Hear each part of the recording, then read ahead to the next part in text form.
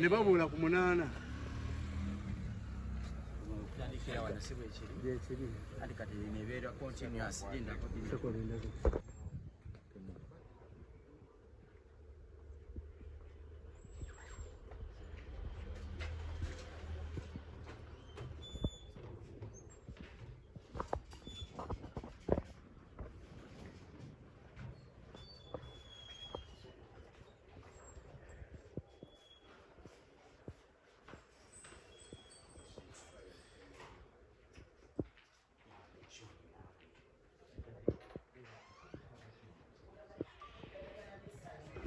Hi sugar. Sazeko. Wejako music wo nawe.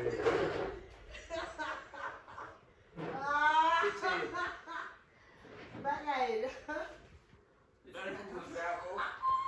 Bagaile ngambo. Kamera nyingi bagaile.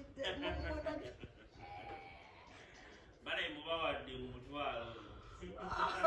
How are you, sugar? How are you, sugar? What are you scared of? So lekens calculation hivi. Calculation basi. Producer tula tukole. Kale wangwina na Sanchez ndazone edulile mpanya. No manyaji. Waliwo ekitali kituufu ate kasabagambye nti banoonya mutooro. When what? So lekens. Togenda sika kwogera ne mukazi wo nga yakazaala.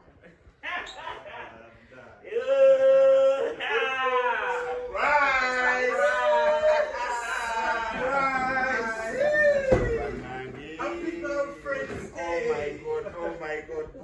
This is so emotional. Abakyala bifuna abasajja ababaagala n'abashuga bananga abakyala gwe wooma osirike. Look at this. Mugamba abeeru be bafuna ebimuli. Look at this. Ne ba Melanie ne bafuna. Banange. Girlfriend's Day. Banange. 360 akuweebwe.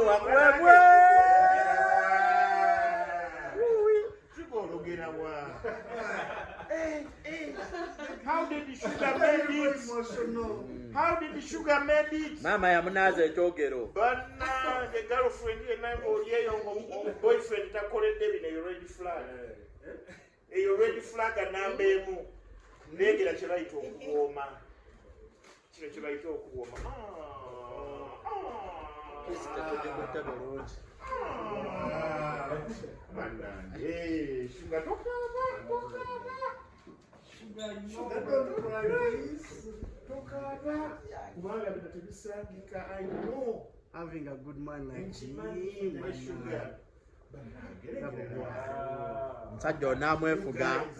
You guys, you're really inspiring us. Kibambe.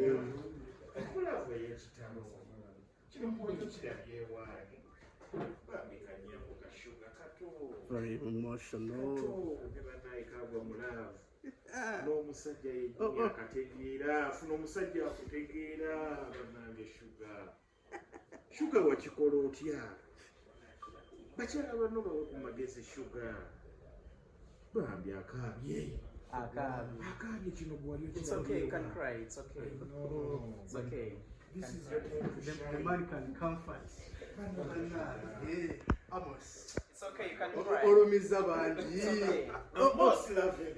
It's okay, you can cry. Indeed you are loving. Almost loving atiga kibaita omukwano. Sugar. Omukwano yakutegeera gumutiiriikako butiiriisi guti. Kaaba mukwano. Ekibebi. Most loving. Nabagamba is the sexiest man. Naye nga Sugar anakola. Oyo. Sugar anakola gwe. Ate nekisuga kyamutegeera. Ekyana kyamutegeera. Amos loving. Oh my God. Baana bawala muyigeni. Baana bawala mulaba kiri. Banange. Alaga waade. Amos loving. Sugar. Oh my God. Baana bawala. Bino mubiraba. Mufunamu ekyokuyiga banange. Right, right.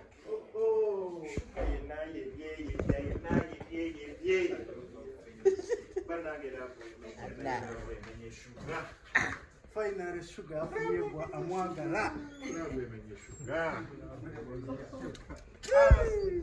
Sugar. Banange sugar. Love birds. Wow.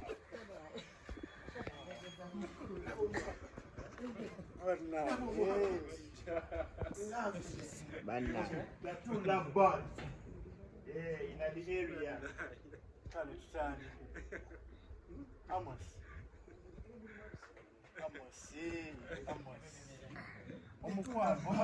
Omukazi wakamufuna mwezi gumu naye maama by'omukolera yalabbi. Banga mumaze banga. Abadde ngawo. Akasajja kamanyo. Olunaku luno olwa girlfriends ebbanga lingi. Alicia's been advising him to arrange out. That's what I've been telling people. Beauty with brain. Oh. Beauty with the brains. Not just being beautiful, but was a Fibianco.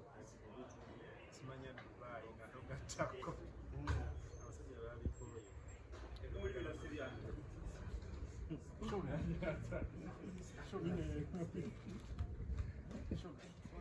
How do you feel? Among all, a human cannot that today it's a girlfriend's day.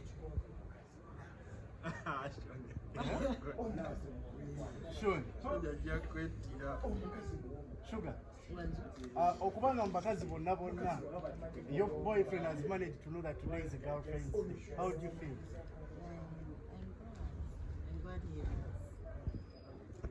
I'm glad he has. But I feel like I've been getting this every day. I mean, probably just so it's just that Chega Takonti, it's a special day. Because it's a day that's okay, but this might we both had tight schedules. Okay. And then the day I expect these things is actually my birthday. Not my birthday, so so I knew other programs of his Byron Zino Sichali Wange. He was supposed to tell me, oh, Bakabwe Edrin, you're about Gwe Sanchez. Show the when they are in my big watch when they are big. Thank you, man. But thank you for being a good person. Oh, my name is Richard. Because she's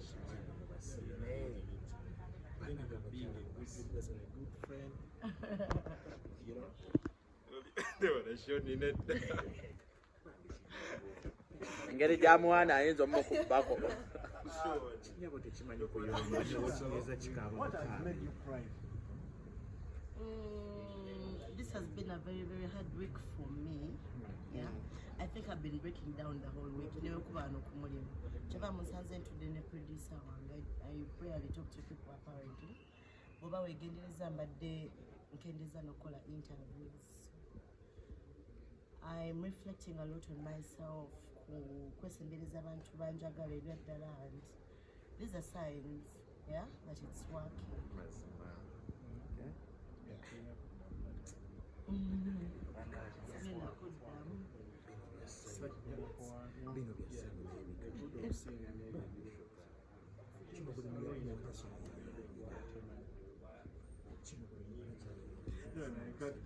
That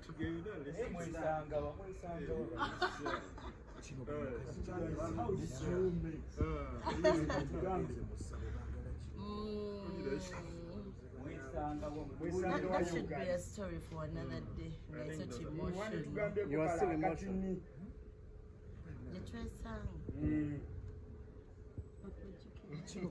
What is special in Amos?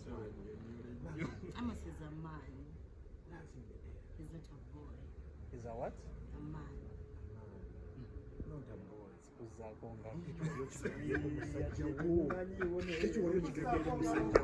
He is a man now.